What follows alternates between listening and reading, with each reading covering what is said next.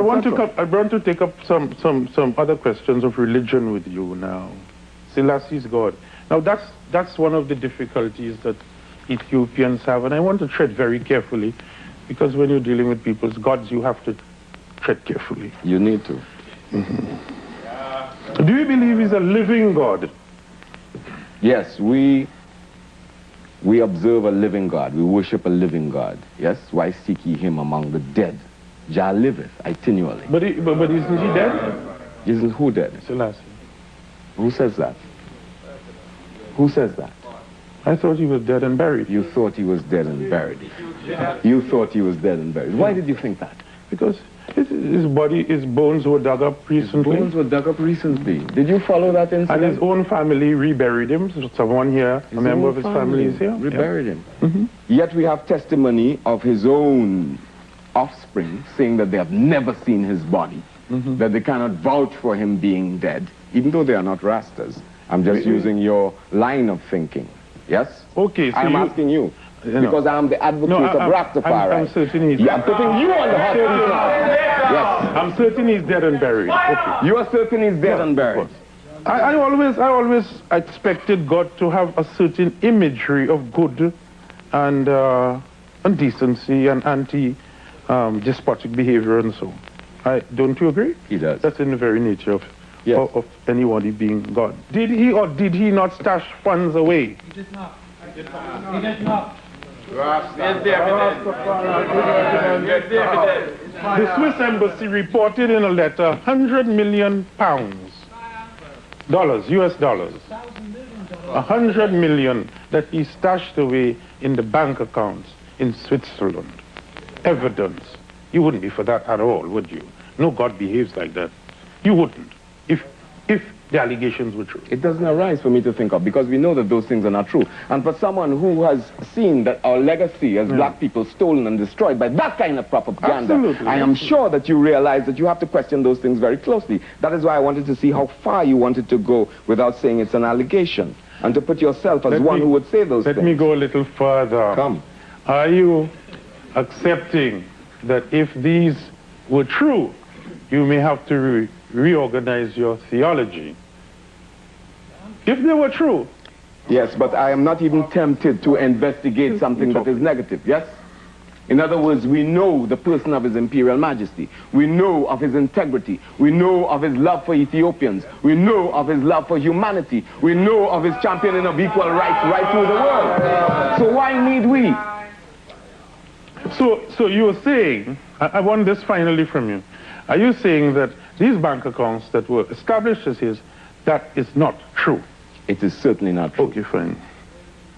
I'm going to talk about his luxurious lifestyle. Maybe you may say that your gods need to live in luxury. You may say so.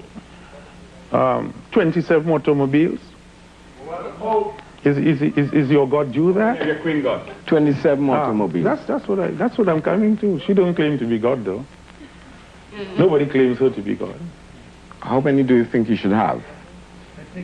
Well, Jesus didn't have any. Yes, but he is the Father, the greater God, who Jesus spoke of. Muhammad had none. Didn't he? No. They weren't around at that time. They walked.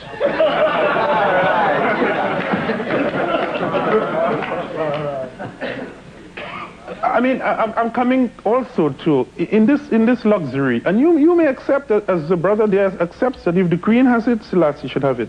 But I am concerned about him being God. You see, that's my concern, and I have to put this to you. This massive famine in Ethiopia was obviously the responsibility of the government of the day. His government. What famine? He was in power when the famine took place. Which famine are you talking about? 1974. 1974, when the famous unknown famine brought people to think of Ethiopia in a certain way. Come on, Shango. I mean, we saw the Yipparai gas was used against the Ethiopians. Down. I am calm, you know. I know, we know each other. Well, what's that got to do with it? I am here. We could exchange on this I am here representing Rastafari. You and I knowing each other has nothing to do with this at this point. Okay, be ungrateful. Right. Be ungrateful. Ungrateful? Famine. Yes. Wasn't Selassie Let us remember what happened. Yes. Wasn't Selassie responsible? In 19 35. As leader of the country. When Iparite gas was poured down from plains that covered northern Ethiopia and other provinces with a fine acid rain that came down, killing people, cattle, poisoning water, damaging the whole ecology of Ethiopia. And then you come and ask me if So 1973 famine You are blaming the famine on the bombing in 1935. These things are known and these things are Is facts. that what you're doing? These things are partly Be responsible careful, for it. you know, be careful. Yes? Be careful. And we have done investigation Are on you this. not wishing to accept any reality about the misgovernment of Ethiopia and its peoples by the emperor, the most respected, most renowned Haile Selassie? Your last words. The greatest statesman in this century who was able to bring his country from a state 3,000 years BC, while that Iparite gas was coming down from a 21st century nation, yes?